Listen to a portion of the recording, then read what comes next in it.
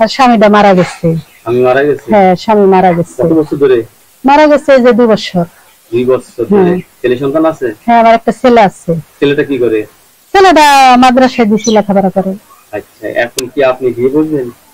বিয়ে বসাটা তো বড় কথা না। আচ্ছা, মনে করেন দুঃখ কষ্টের জীবন, এই মনে করেন যদি দুঃখ সুখ যদি কেউ বুঝে তাহলে তাকে জীবন সঙ্গী করা যায়।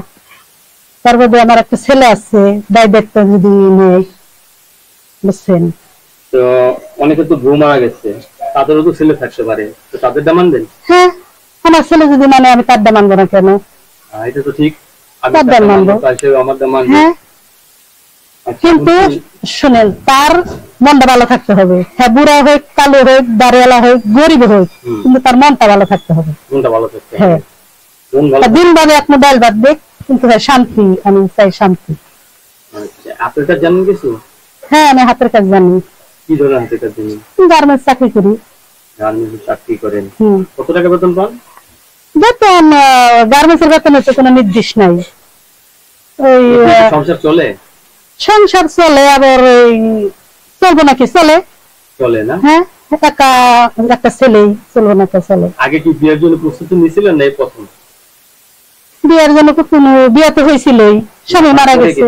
না না না, তারপরে বিয়ে এখন দিশাল বাপ নাই, তখন দ্বিতীয় বিয়ে নিজের চয়েস মতো, নিজের ইচ্ছা মতো, নিজের মতো নিমু, বেছে নিমু। খালি বিয়ে বসলে কি কাজ হবে?